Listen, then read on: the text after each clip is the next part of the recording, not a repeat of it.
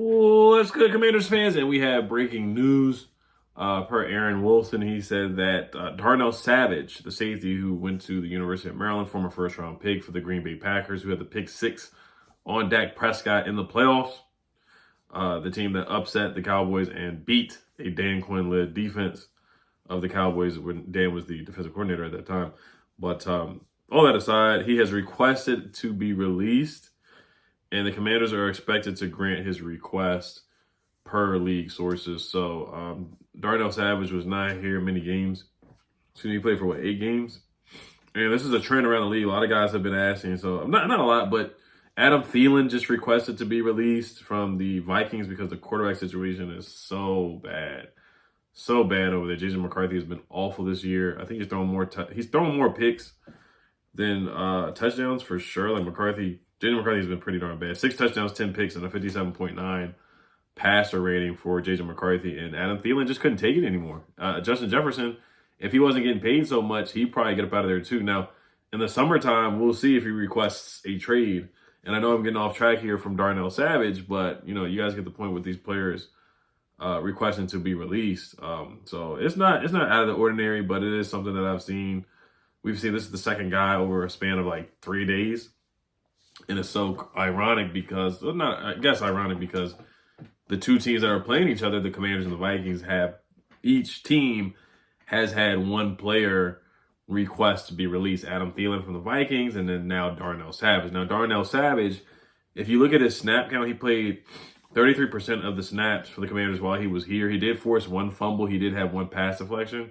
So he did contribute somehow. I don't remember the game where he did have the forced fumble. It might have been one of the games where we got blown out. But I don't think he was here while we won a game. He played 8 games for us, and I think we're on a 7-8 game losing streak. So he might have played in one of the games. What else did he do? He had 15 tackles. You look at his PFF numbers as well. Remember, he was released by the Jaguars too, so he's been cut by 2 teams. Now this time he requested it on his own, but there was a team that let him go before in the Jaguars. 51.5 PFF grade, 218 snaps, no picks.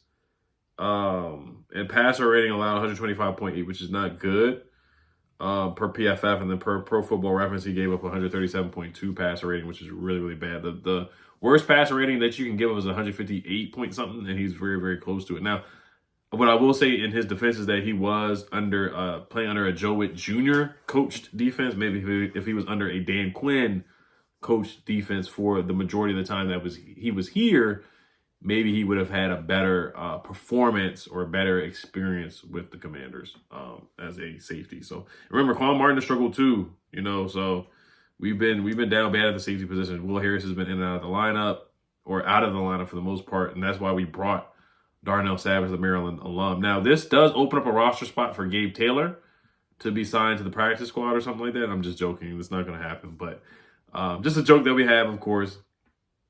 But they're not going to sign Gabe Taylor. They're not. That's not going to happen.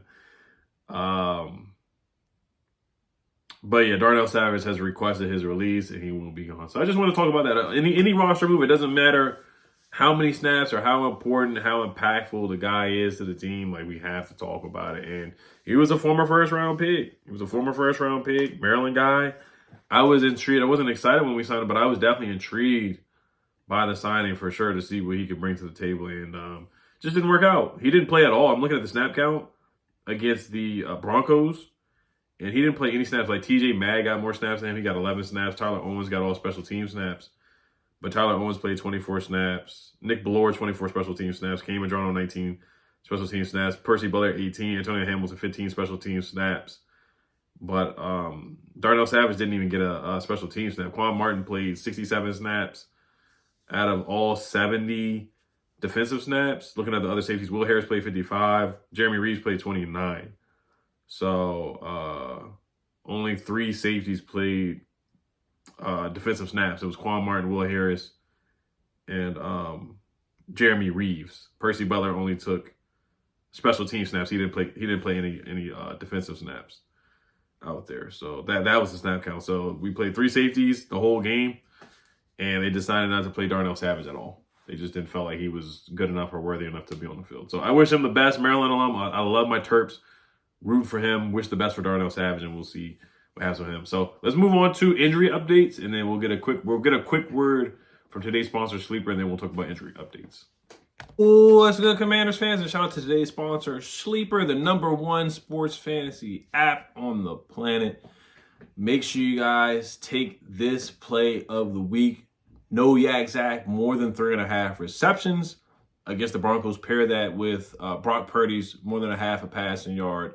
That should hit on Sunday. So if you don't know what Sleeper is, you do more or less on player prop stats, more or less on their receiving yards, passing yards, rushing yards, whatever stat you can think of, sacks for defense, kicker points, anything you can think of as far as stat-wise, receptions, like I'm picking on Zach Ertz.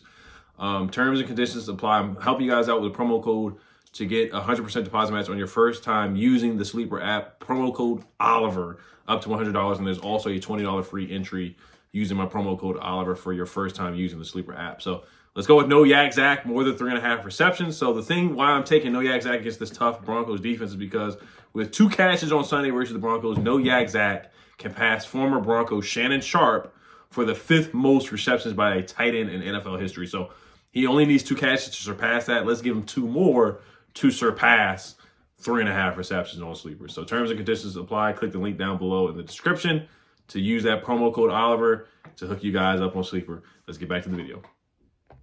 All right, so injury updates here real quick. So Noah Brown, he was a full participant in practice. Let me pull up the injury report, actually.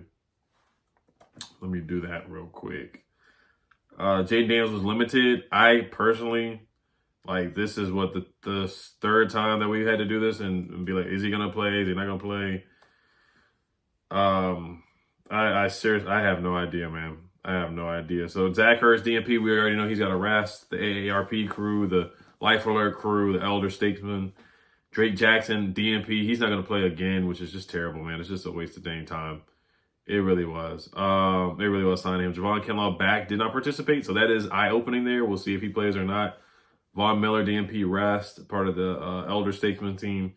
Tunzel, DNP, rest. Bobby Wagner, knee, did not participate, so we'll keep an eye on that too. I know he got hurt by Evan Ingram in overtime, so I don't know if he hurt his knee on that play or whatever. Jayden Daniels left elbow limited. He still has not been cleared for contact. That is the thing, and it's Wednesday, or today's Thursday. Yesterday was Wednesday. He still has not been clear for contact. Now, he could be clear for contact on Friday, and he could play. That's a possibility. Can't rule that out. I wouldn't be surprised if that happens. Frankie Louvu, shoulder injury limited. Noah Brown, groin/knee injury, full participant. So he's going to play. It sounds like from Dan Quinn. Now, he knocked on wood as well. Tyler Ott, the long snapper, back injury, full participant. So that is the injury report. So Noah Brown, looks like he's going to play, man. Looks like he's going to play. I wouldn't be surprised if we have a game time decision he doesn't play, just because that's just how it's been with Noah Brown the 2 seasons that he's been here. But Dan Quinn said he has high optimism for Noah Brown's return this week. He then knocked on wood. A more than fair act for a wide receiver that hasn't played since week 2, per Ben Stanley.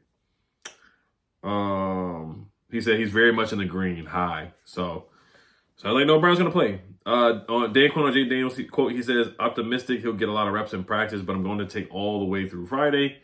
We'll have to simulate as much as we can. He has not been cleared for contact. So that is the note on Jayden Daniels. I think this is a good game for him to come back, to ease in. I get the Vikings defense is tough, but they are 23rd in rushing yards allowed. So they do give up yards in the ground. Jonathan Allen, I forgot he was their starting defensive tackle. And he struggles against the run. I feel like we can run the ball against the Vikings. So I do think this would be a good game for Jayden to come back. Either or, this game or the Giants game, whatever. The Giants defense, you know what he does to the Giants defense every time he plays them. We know what our run game does to their defense every time we play them. We always run the ball, even with B-Rob. 2 years ago, he had good games against the Giants, always. So we always run the ball really, really well and effectively against the Giants. So I think that would be a good game for him to come back as well. But yeah, so I personally, I don't think he's going to play. I think Mariota's going to play. Either quarterback really should beat J.J. McCarthy and the Vikings. That's just how I feel. I really do. I just feel like we have the better quarterback, whether it's Mariota or Jayden Daniels. And I just think J.J. McCarthy is that bad that we should win that game. And I think, honestly, I don't want to say blowout. I don't want to say we'll blow them out. But I really feel like this is a game where we can pull the belt out a little bit. Just a little bit. Just a little bit. You know, I'm saying 8-point win, 7-point win, something like that. That's just how I feel. I feel like we can pull the belt out. Just not all the way out. And then, you know, like that. I just feel like we can, you know, like this, and then a little bit of belt. Just a little bit of belt. Not BTA, but just a little bit of belting for the Vikings. That's just how I feel. So call me crazy. That's just how I feel about the game. But yeah, those are all the injury updates. And I wish Darnell Savage the best. We'll see if we do sign another safety. Percy Butler may get some snaps now. Well, he didn't get snaps anyway. But they may sign another safety to replace him just for the rest of the season. They might as well go ahead and just sign Gabe Taylor. Just put him on the practice squad just for the vibes for the end of the year. I know Rio would love that with a passion. He would love that. So, all right, you guys, as always, hello, Commanders. Peace.